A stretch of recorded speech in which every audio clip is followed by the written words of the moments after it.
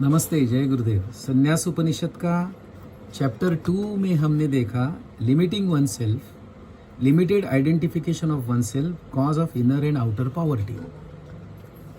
जो असीम हूँ वो खुद को सीमित समझने लगे, ये मूल है, रूट है या कॉज है, जिसका परिणाम है, इफेक्ट है इनर एंड आउटर पॉवर्टी।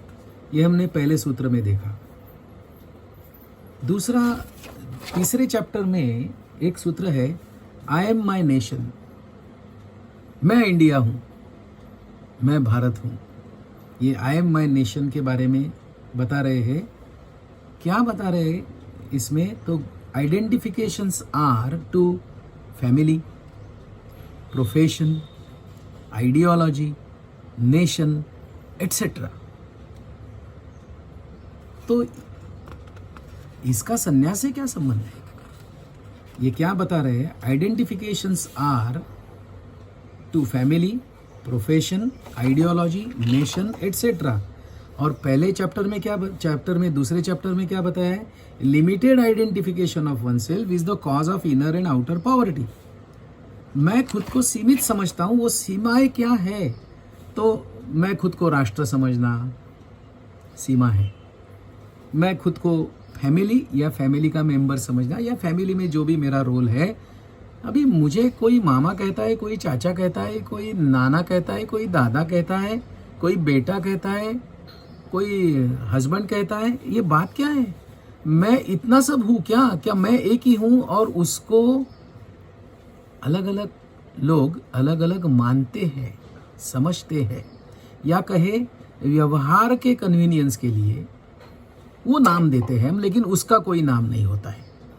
तो ये आइडेंटिफिकेशंस आर टू फैमिली, मेरा फैमिली के प्रति आइडेंटिफिकेशन हो, या फैमिली मेंबर्स का मेरे प्रति आइडेंटिफिकेशन हो। दूसरा profession, I am an engineer, I am a doctor, I am an artist, I am a film actor, जो भी है I am a businessman, I am N industrialist.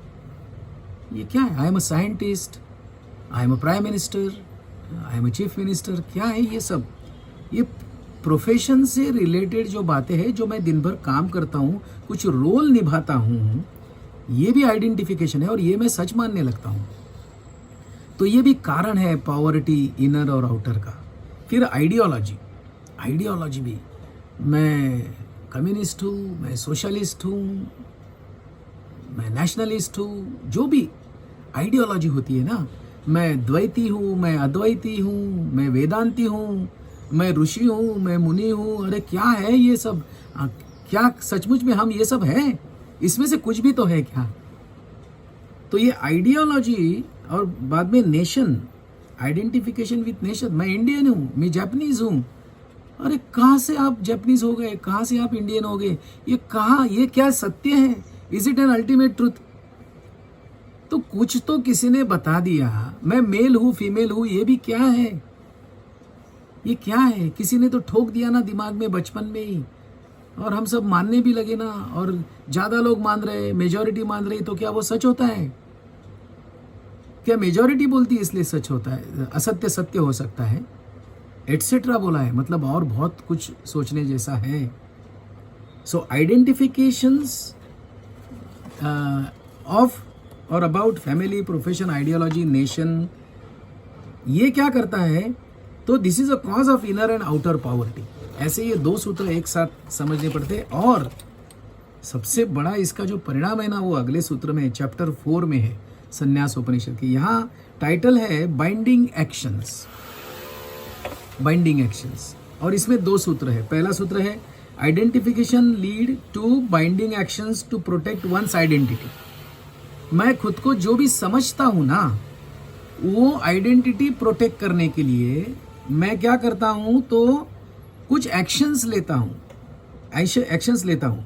So my identification with that role, which is in fact a role, not me. तो once I identify myself with that role, जैसे मैं खुद को पिता समझता हूँ, तो अगर एक बार पिता समझ गया ना, तो बेसिकली पिता, ये तो समझ, ये फादर, ये जो है ना, ये बच्चों के संदर्भ में। मैं क्या पैदाइशी पिता नहीं था, जीवन में कुछ घटनाएं घटित हुई और कोई मुझे पिताजी बोलने लगा। तो ये कोई मेरा इनहेरेंट नेचर नहीं है पिता होना या, तो ये क्या करता है फिर पिता के कर्तव्य आ गए, ड्यूटीज आ गई, तो पिता बन के रहना पड़ेगा। तो ये क्या हो गया, identification with this fatherness leads to binding actions to protect one's identity. तो मैं पिता हूँ ये प्रोटेक्ट करने के लिए, सिद्ध करने के लिए मैं कुछ ना कुछ करूँगा ना। तो आगे दूसरा सूत्र बताता है कि binding actions further makes the identification real. मैं खुद को पिता समझता हूँ, मैं खुद को क्या राष्ट्रवादी समझता हूँ, पैट्रियोटिक समझता हूँ, जो भी देशभक्त समझता हूँ। फिर वो जो समझ है ना, वो समझ के आधार पे मैं कर्म करने लगता हूँ।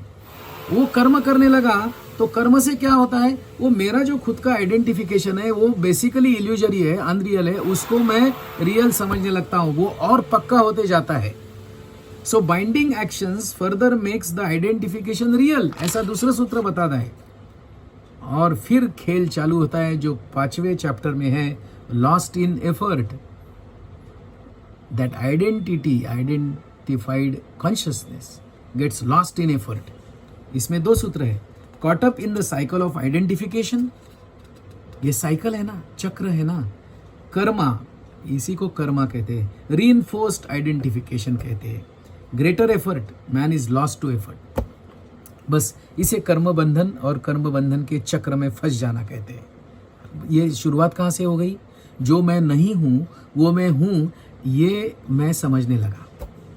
ये पॉवर्टी की या रिचनेस से दूर रहने का मूल कारण है, रिचनेस इनर हो या आउटर हो। और इसी को caught up in the cycle of identification, karma, reinforced identification, greater effort, उसके कारण to protect that identification, man is lost to effort. बस ये कर्म ही करते रहेगा। और फिर कर्म का सिद्धांत है, पुनर्जन्म का सिद्धांत है, बस पुनरपि जननम पुनरपि मरणम है, इससे छुटकारा ही नहीं है। और छुटकारा मतलब मोक्ष, वो शायद मरने के बाद है। पता नहीं क्या क्या मिसकंसेप्शंस होते हैं। और इसे दूसरे सूत्र में कहा है, the one who is lost in effort और दिस कर्म बंधना इज, या इसी को कर्म बंधन कहते हैं। देखिए, ये कर्म योग नहीं है, ये कर्म बंधन है। तो इस तरह से इस संन्यासोपनिषद का चैप्टर 5 भी ऐसे ही अमेजिंग है।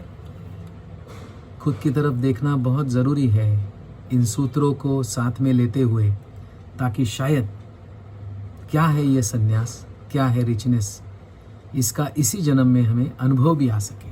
बहुत बहुत धन्यवाद। जय गुरुदेव।